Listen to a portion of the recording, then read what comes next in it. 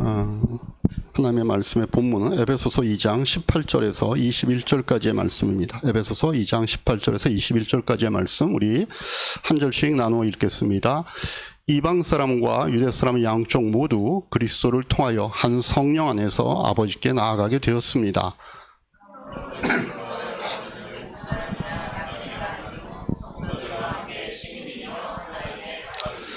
여러분은 사도들과 예언자들이 놓은 기초 위에 세워진 건물이며 그리스도 예수가 그 모퉁이 돌이 되십니다. 그리스도 안에서 건물 전체가 서로 연결되어서 주님 안에서 자라서 성전이 됩니다. 아멘. 우리 말씀 같이 나누기 전에 우리 자녀들을 위해서 올리브 브레싱하는 시간 갖도록 함께 기도하겠습니다. 같이 기도합니다. 하나님 아버지 은혜를 감사합니다. 저희 교회에 하나님께서 우리의 자녀로 허락하신 이름들이 있습니다. 우리 아인이와 성재, 지원이와 수연이, 호원이와 기원이, 승현이와 윤이와 윤선이의 인생을 하나님 앞에 이 시간 올려드립니다. 오늘 시편에 있는 말씀에 따르면 하나님께서는 하나님을 따르는 백성에게 힘을 주신다고 합니다. 하나님을 따르는 백성에게 평화의 복을 내리신다 약속하십니다. 하나님, 오늘 이름을 불러드린 우리의 자녀들이 자기의 인생을 사는 동안에 주님을 따름으로써 주님이 주시는 힘과 평화를 누리는 인생을 살 수 있도록 축복하여 주시옵소서. 세상의 물결이 그들을 혼돈과 또한 걱정 가운데 몰아넣을 때에도 주님을 의지함으로 인하여서 얻는 놀라운 하늘의 힘들을 경험하며 사는 우리의 자녀들이 되게 축복하여 주시옵소서. 예수님의 이름으로 기도합니다. 아멘. 우리 자녀들은 자체 모임 위에서 이동을 오늘은 하지 않고 같이 예배 드리는 거죠, 오늘? 오늘 자녀들은 같이 예배 드리는 걸로 알고 있는데, 왔다 갔다 하는 겁니까? 또 새로운 기법이네. 왔다 갔다 하면서 예배를 드리게. 네. 오늘 기념 예배니까 같이 드려도 관계는 없을 줄로 압니다. 네. 제가 질문 하나 좀 드리겠습니다. 여러분들의 일상에서 대부분의 사이가 일로 만나는 사이인가요? 아니면 관계로 만나는 사이인가요? 한번 생각해 보십시오. 내가 누군가를 만날 때 그 사람을 내가 지금 일로 만나는 사이인지 아니면 관계로 만나는 사이인지. 그러면 직장에서 어떻습니까? 관계로 만납니까? 일로 만납니까? 대부분 일로 만날 겁니다. 학교는 어떻습니까? 학교도 대부분 공부하는 일로 만나죠. 선생님은 가르치는 일이고 학생들은 배우는 일로 만납니다. 학교 동아리도 마찬가지죠. 그 동아리에서 뭔가 어떤 자기의 취미와 적성에 맞는 어떤 일들을 함께 하는 어떤 그런 일들을 중요한 목표로 삼습니다. 그래서 대부분 우리의 사람 사이의 관계는 일로 이루어지는 관계들이 많습니다. 교회는 어떻습니까? 교회는 일로 만나는 사이입니까? 관계로 만나는 사이입니까? 네.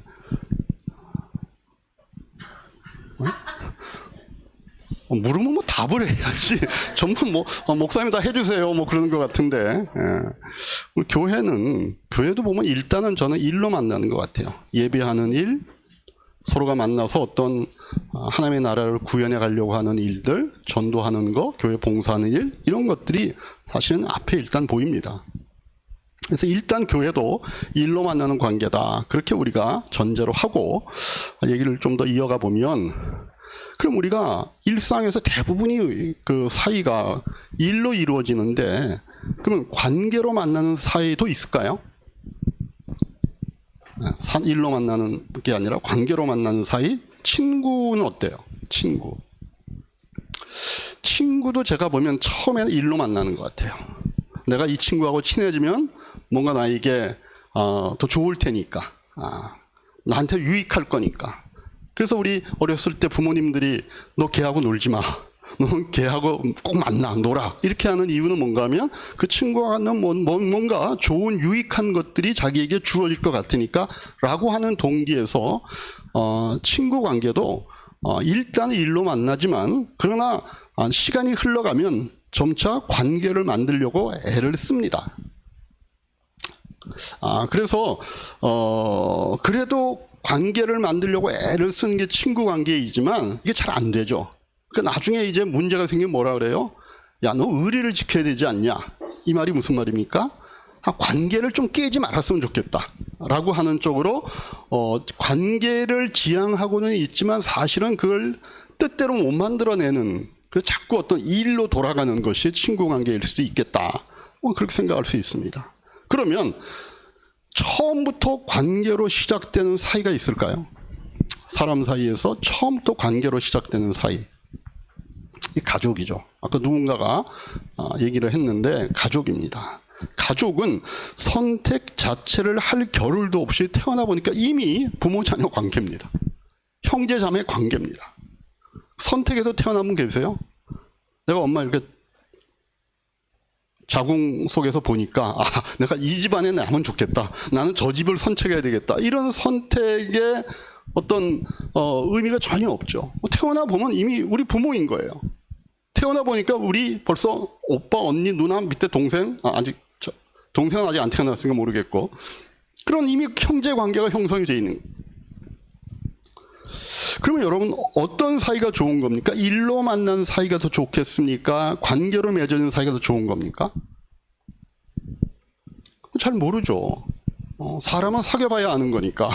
일로 만난 사이가 더 좋은 사이일지 아니면은 관계로 만난 사이가 더 좋은 사이일지 사실은 사귀어봐야 아는 겁니다. 그런데 힌트가 있습니다. 뭔가 하면 일로 시작된 사이라도 우리는 그걸 관계적 사이로 만들어 가려고 하는 시도를 의식적, 무의식적으로 우리는 하면서 삽니다. 그럼 비즈니스 관계에서도 일로 만난 거죠, 분명히.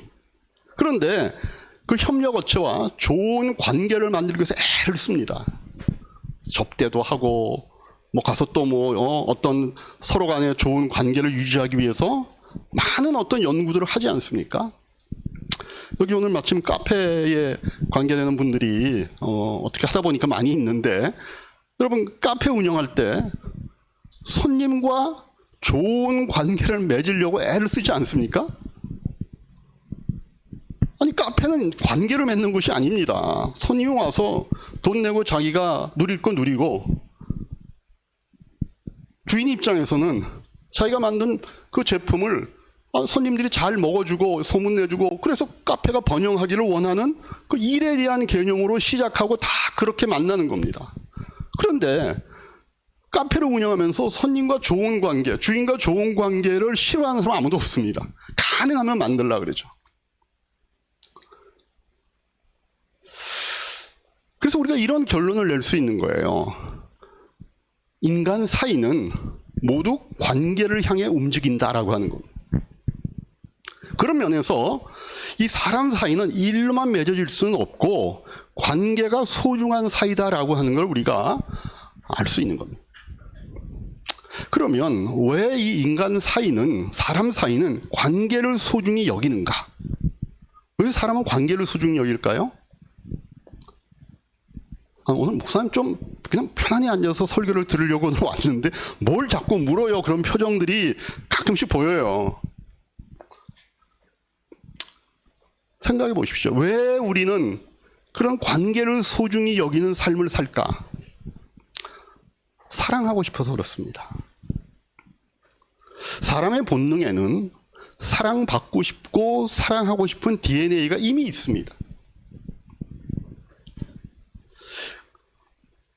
그런데 이 사랑이라고 하는 본능이 채워지는 것은 일로 만난 사이에서가 아니라 관계로 만난 사이에서만 가능한 겁니다. 여러분들 회사에서 난 부장님을 사랑해 할 수 있죠. 그냥 이상하잖아요. 잘못하다가는 이거 이상하게 되는 겁니다. 그런데 집에서는 난 우리 딸 사랑해, 난 우리 아들 사랑해, 이상해요? 난 우리 부모님 사랑받고 싶어, 이상해요? 안 이상합니다. 난 우리 회장님 사랑받고 싶어, 이건 좀 이상해요. 다시 말해서 사람은요, 관계를 통하여 사랑을 주고받아야 되는 존재라는 겁니다. 근데 그 관계로 시작되는 인간 사이가 어디가 거의 유일한 사이라 그랬죠? 가족이었잖아요. 그런데 그렇다면 가족 관계 안에서 그런 사랑이 채워지고 넘쳐나야 되겠죠. 근데 과연 그런가라고 하는 겁니다. 그런가라고 하는 겁니다. 물론 다른 사이에 비해서 그런 면이 가족관계 속에서 남아있긴 합니다. 그런데 기대한 것이 더 크기 때문에 어쩌면 더 많은 괴리감과 신랑감을 느낄 수 있는 관계가 가족관계예요. 그게 현실입니다. 이제는요, 이 가족 안에서조차도 충분히 그 사랑이 넘치고 흘러가는 것이 아니라 그게 점점 어렵다라고 하는 것을 우리가 느낍니다. 오히려 가족끼리 싸우고 다투고 심지어 죽이기도 합니다. 그게 현실이지 아닙니까? 왜 그럴까라고 하는 겁니다. 왜 가장 사랑이 채워져야 되고 어쩌면 인간의 삶 가운데 유일하게 그 사랑을 주고받을 수 있는 관계여야 되는데 그걸 지향해야 되는 관계인데 왜 현실은 안 그럴까라고 하는 거죠. 세상의 역사 속에서도 많은 철학이라든가 사회학이라든가 이런 데서 그 이유를 밝히려고 애를 썼습니다. 그래서 그런 이론 가운데 최근의 이론이 뭔가 하면 계몽주의적 배경을 갖고 있는 이론이에요. 그게 뭘까요? 옛날 사람들, 이전의 사람들은 인류애라든가 사랑이라든가 이런 걸 잘 모르고 잘 못 배웠기 때문에 그냥 약육강식의 본능대로 살아서 그런 가족관계까지도 망가뜨리는 이런 모습으로 갔었으니까 이제는 좀 우리가 잘 가르치고 잘 교육하고 잘 계몽하면 사람이 서로 사랑하는 모습으로 살아갈 것이다 라고 생각을 한 겁니다. 그게 18세기 이후에 전 세계가 갖고 있는 생각입니다. 그래서 나라마다 학교를 세우고 가르치기 위해서 무상교육을 하고 그래서 뭔가 어린 시절부터 잘 국가적인 어떤 그런 그 영향력을 동원해서 그런 국민들을 교육을 한 거예요. 잘 가르친 겁니다. 국가마다 애를 썼습니다. 그런데 희한하게도 사람들은요, 똑똑해질수록 가족이 세워지는 게 아니라 오히려 더 분열되고 망가져 버렸습니다. 심지어 이제는 가족관계의 근간인 부부관계가 다 무너지고 있습니다.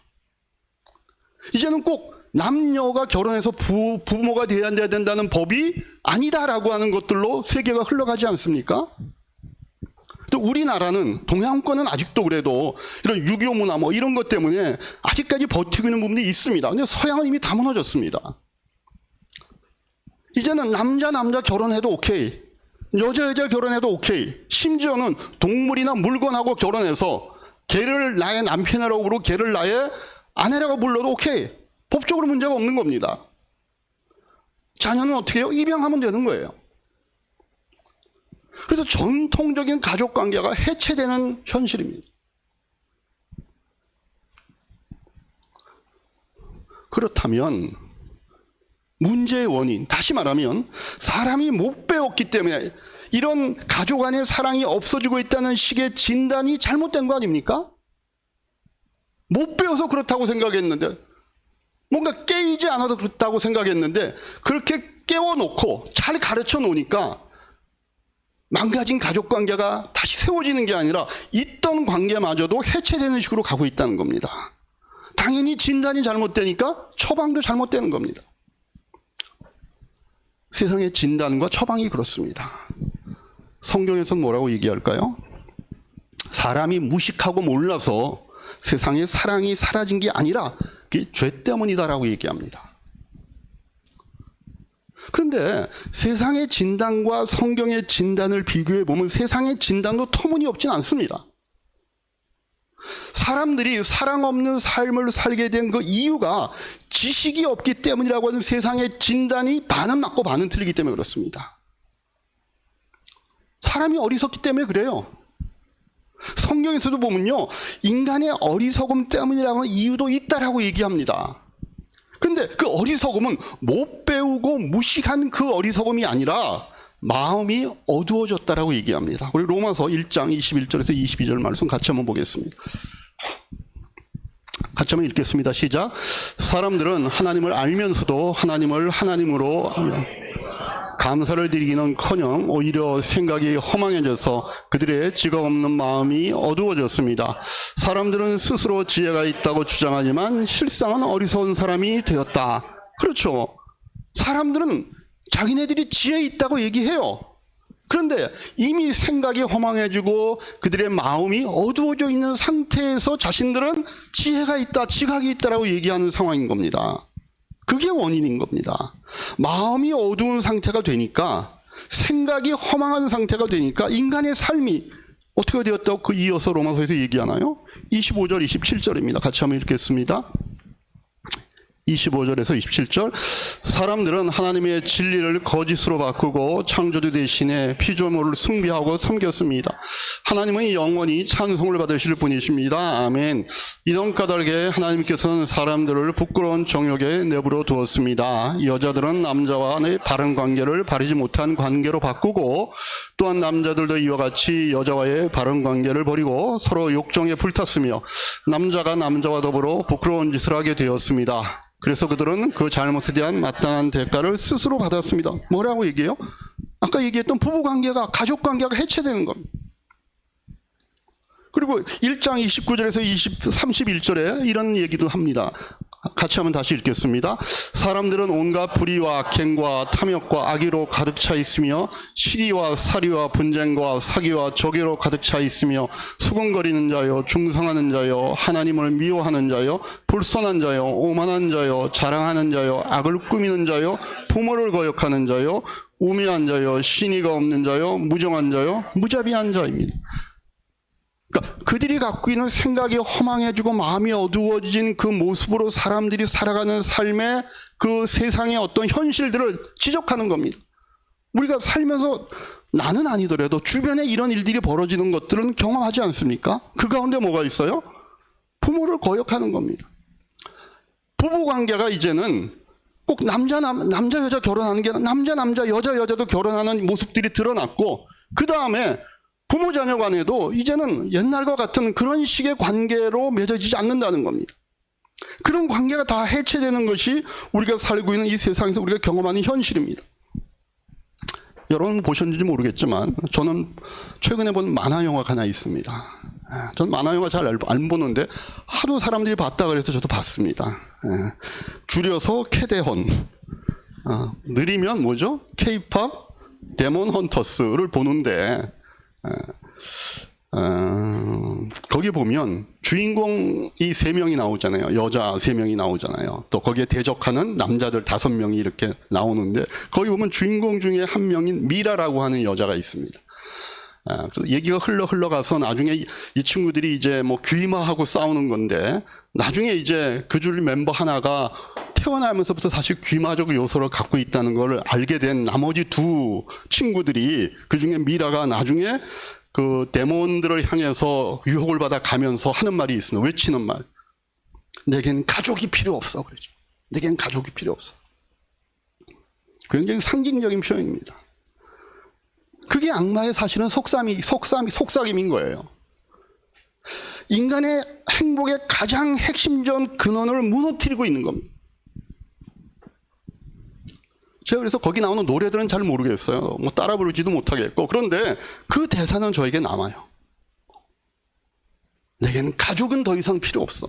그러면서 그 데몬의 그 유혹의 노래를 따라 막 끌려가는 그 장면을 제가 기억을 합니다. 여러분, 지금 우리가 함께 읽었던 성경의 이 로마서 기록은요, 세상이 원래 하나님이 만드신 그 세상의 모습과는 정반대로 가고 있는 그 이유에 대해서 안타까운 마음으로 기술을 하고 있는 겁니다.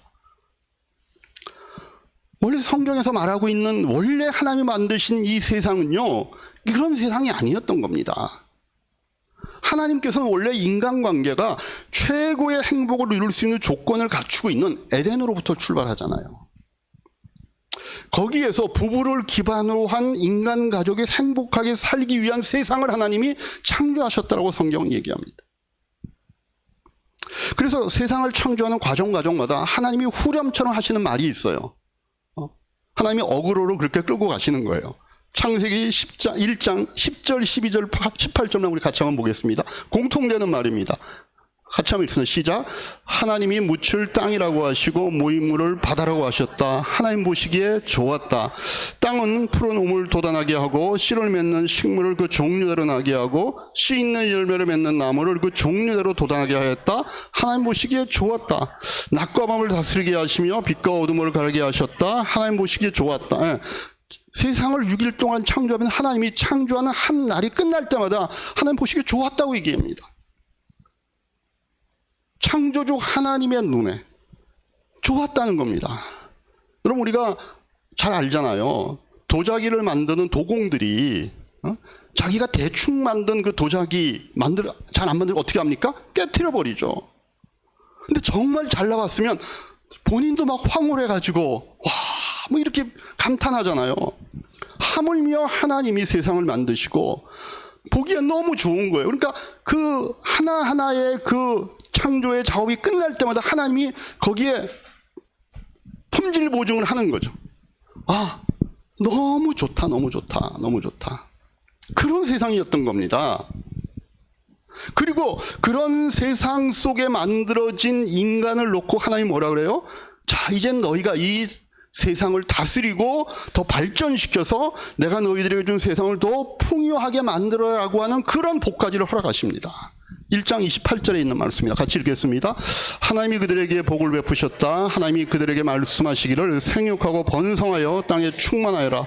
땅을 정복하여라. 바다의 고기와 공중의 새와 땅 위에서 살아 움직이는 모든 생물을 다스려라.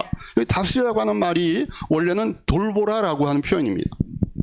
그런 세상을 더 풍요하게 돌볼 수 있도록 인간에게 그런 어떤 권리를 주십니다. 그리고 앞으로 그래서 이어질 인간관계의 삶에 대해서도 하나님이 이렇게 표현합니다. 시편 133편 1절입니다. 같이 한번 읽습니다. 그 얼마나 아름답고 즐거운가. 형제자매가 어울려서 함께 사는 그 모습. 그 하나님이 만든 세상과 그 세상 속에 하나님이 있게 하신 인간에 대한 하나님의 어떤 기대와 그런 가능성에 대한 얘기였습니다.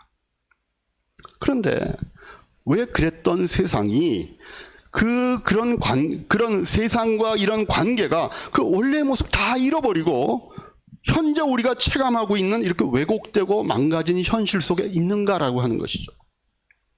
성경은 그걸 아까도 얘기했죠. 뭐라 그래요? 죄 때문이다 이렇게 얘기합니다.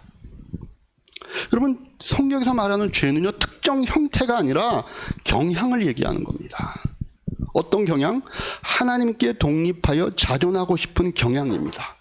스스로 설 뿐만 아니라 스스로 높아지고 싶은 경향입니다. 그래서 자꾸 바벨탑 얘기 나오는 그런 얘기입니다. 그러니까 이 경향으로 인해서 인간은요 하나님이 만들어주신 것보다 내가 만든 것이 더 낫다고 생각하고 그리고 그걸 선택을 하는 겁니다. 하나님을 의심하고 하나님이 자기들에게 주신 것보다 더 나은 것이 있다고 생각해서 그거를 선택해 나가죠. 근데 그 결과가 뭐예요? 더 나아지는 것이 아니라 하나님이 만들어 놓으신 이 좋은 모든 세상을 오히려 엉망으로 만드는 현실 속에 우리가 살도록 결과가 그런 겁니다. 그러면 신자와 불신자의 차이는 뭘까요? 신자는 하나님을 주인으로 모셔서 그 명령에 따라 사는 사람을 신자라고 합니다. 비신자는 뭘까요? 불신자는 뭘까요? 교양과 상식 그리고 멋진 어떤 것으로 여기는 그것으로 자기의 인생을 자기 손에 의지해서 사는 사람을 우리는 그냥 하나님을 믿지 않는 자들, 불신자라고 얘기를 합니다. 다시 말해서 순종할 대상이 없는 인생의 목표가 자기 손에 달려있다고 믿는 사람들입니다. 중요한 것은 그래서 결과가 좋으면 좋겠는데 인생이라고 하는 배가 점점 침몰하고 있는데도 괜찮다고 있다라고 생각하며 사는 그 현실이 사실은 더 안타까운 거죠. 개인만이 아닙니다. 인류도 자신들이 선택한 그 역사 속에서 자신들이 선택해서 온 게 지금 오늘날 우리가 사는 현실의 세상이잖아요. 역사의 흐름 속에서 그 많은 똑똑한 정치가들, 그 굉장히 힘을 갖고 있던 사람들이 결정하고 선택하고 거기에 함께했던 모든 사람들이 몇천 년에 걸쳐 만들어내서 왔던 세상의 역사의 선택의 결과가 우리가 살고 있는 세상이잖아요. 그게 더 좋은 결과를 만들었으면 뭐라고 안 하겠는데 이 인간의 삶과 세상을 성찰하는 사람들은 오늘날 뭐라고 얘기합니까? 세상을 유토피아라고 절대 얘기하지 않습니다. 여러분, 대한민국이 유토피아인가요? 미국이 유토피아인가요? 아니죠.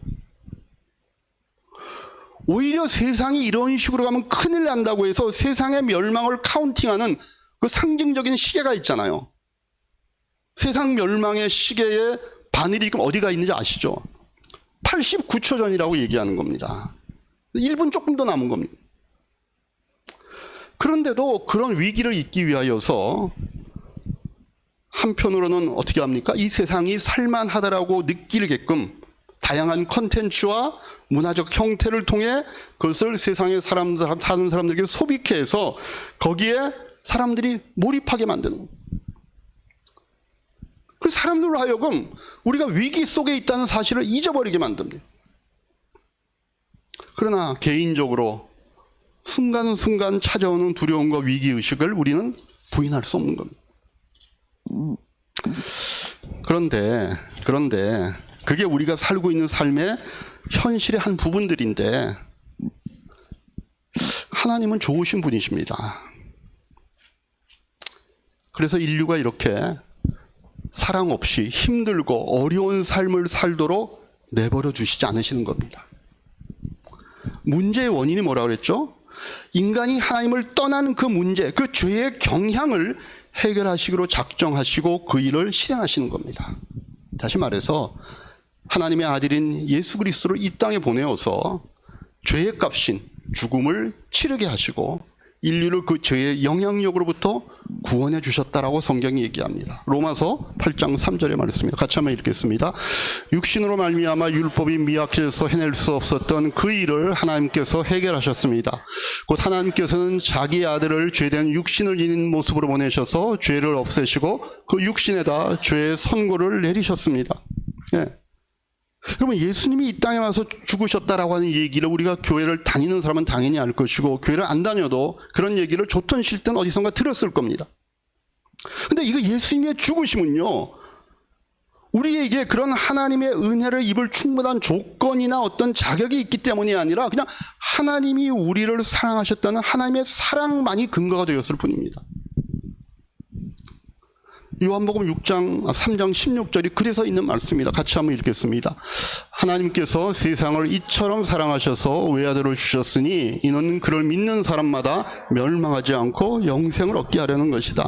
네. 우리가 인정하든 인정하지 않던 세상은 본인들이 선택한 그 역사적인 선택의 결과로 점점 유토피아가 아니라 멸망이라고 하는 것들을 자꾸 의식할 수밖에 없는 곳으로 가는 겁니다. 근데 하나님께서는 뭐예요? 멸망하지 않고 영생을 얻을 수 있는 방법을 우리에게 허락하시는데 예수 그리스도를 통하여 우리가 갖고 있는 죄의 문제를 해결하시는 것으로 그 문제를 대응하셨다라고 얘기합니다. 그래서 하나님께서 이 예수님의 죽음이라고 하는 이 대가를 치르시고 그럼 궁극적으로 뭘 하시려고 하는 건가? 하나님의 그 사랑에 상응할 수 있는 공동체를 회복해 주시려고 하는 것. 그 공동체가 뭐예요? 하나님의 가족을 만드시는 겁니다. 에베소서 아까 우리 읽었던 본문입니다. 에베소서 2장 18절에서 19절 말씀 같이 한번 읽겠습니다. 이방 사람과 유대 사람은 양쪽 모두 그리스도를 통하여 한 성령 안에서 아버지께 나아가게 되었습니다. 그저부터 이제부터 여러분은 외국 사람이나 나그네가 아니요 성도동 시민이며 하나님의 가족이다. 하나님의 가족이 바로 그 예수 그리스도의 십자가의 그 희생을 통하여 이 땅에 세워지는 겁니다. 그 하나님의 가족이 정확하게 뭘까요? 그 다음에 있는 에베소서 2장 20절 21절 말씀입니다. 같이 읽습니다. 여러분은 사도들과 예언자들이 놓은 기초 위에 세워진 건물이며 그리스도 예수가 그 모퉁이 돌이 되십니다. 그리스도 안에서 건물 전체가 서로 연결되어서 주님 안에 자라서 성전이 되어간다. 이게 뭐예요? 성전, 다시 말하면 교회라는 겁니다. 예수님의 그 십자가 사이의 죽음을 통하여 우리의 죄값을 치르시고 우리의 죄의 경향성을 해결하시고 하나님께서 만들어주신 공동체가 있는데 하나님의 가족인데 그 이름을 우리는 교회라고 부른다라고 하는 겁니다.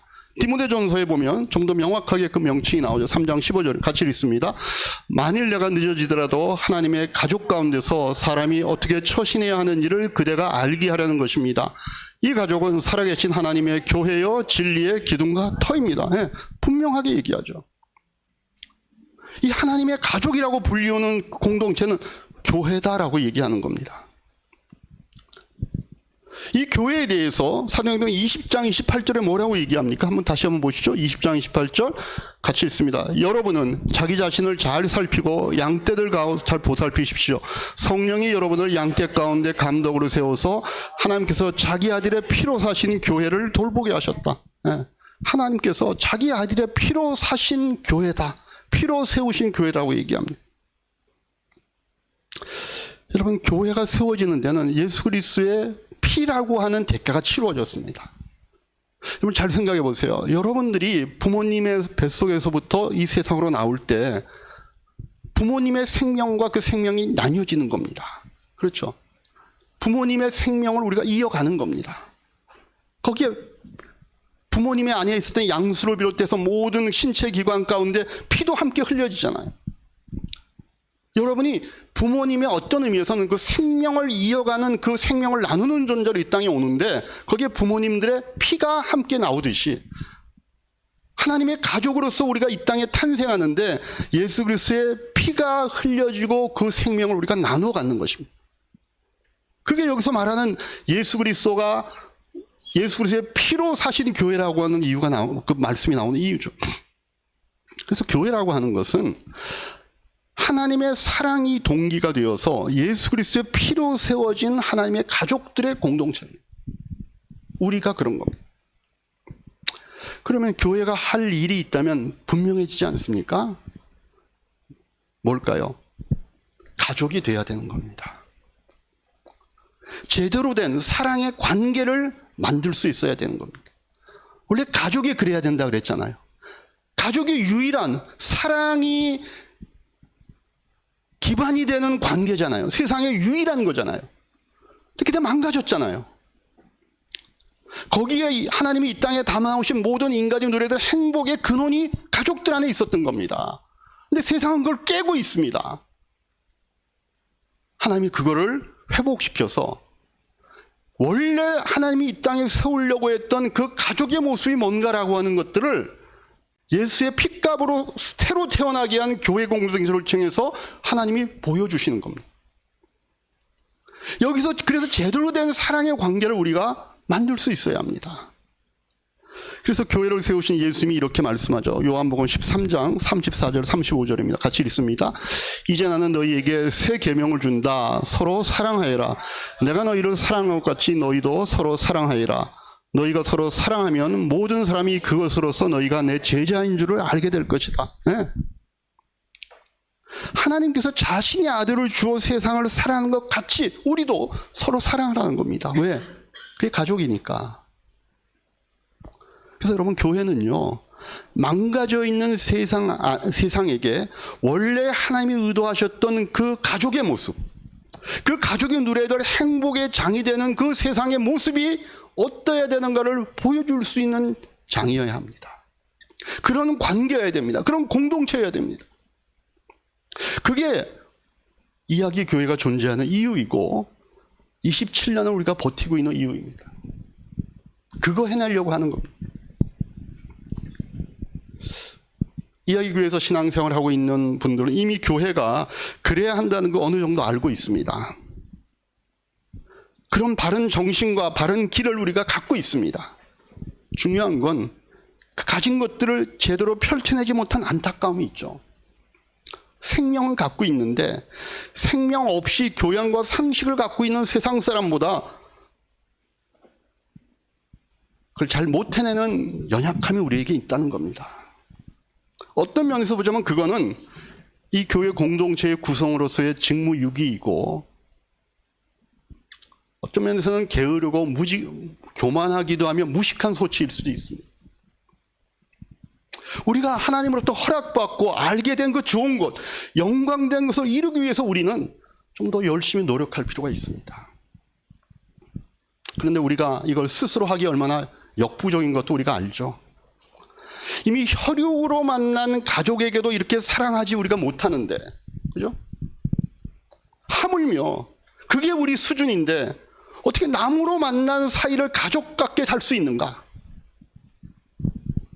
그러니까 우리는 혈육으로 만난 가족 사이에서도 우리에게 허락된 행복을 누리지 못하고 교회 와서도 우리는 역시 그 행복을 누리지 못하면 우리 인간에게 기본적으로 주어진 사랑받고 사랑해야 되는 그건 어디 가서 채우는 겁니까? 감사하게 하나님이 그걸 할 수 있도록 이 땅에 하나님의 가족의 공동체를 세워주신 겁니다. 예수의 피값으로 그걸 세워서 특별히 우리에게 성령님을 보내서 우리의 능력으로 할 수 없지만 성령님의 인도하심과 성령님의 도우심을 따라 그걸 할 수 있도록 우리에게 가능성을 열어주셨다라고 성경이 얘기합니다. 갈라디아서 5장 16절 말씀입니다. 같이 한번 읽겠습니다. 내가 또 말합니다. 여러분은 성령께서 인도하여 주신 대로 살아가십시오. 그러면 육체의 욕망을 채우려 하지 않을 것입니다. 예. 우리가 가족이 해체되고 가족으로부터 누려야 되는 사랑을 못 누리는 이유는 우리 각자가 갖고 있는 자기의 이기적인 생각, 자기의 욕망, 자기중심적인 것 때문에 깨지는 거 아닙니까? 우리가 갖고 있는 육체의 욕망 때문입니다. 그런데 우리가 성령께서 인도하신 대로 따라가면 육체의 욕망과는 다른 삶을 살 수 있다고 얘기하는 겁니다.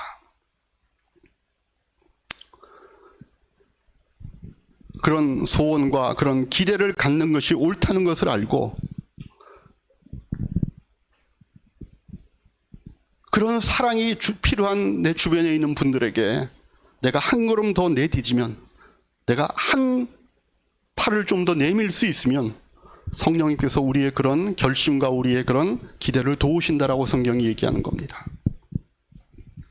우리의 손짓과 우리의 눈빛과 우리의 말투와 우리의 행동에서 그런 가족됨을 나눌 수 있는, 그런 하나님이 원래 우리에게 주시기를 원했던 그런 사랑을 나눌 수 있는 이야기의 교회가 되기를 주님의 이름으로 축복합니다.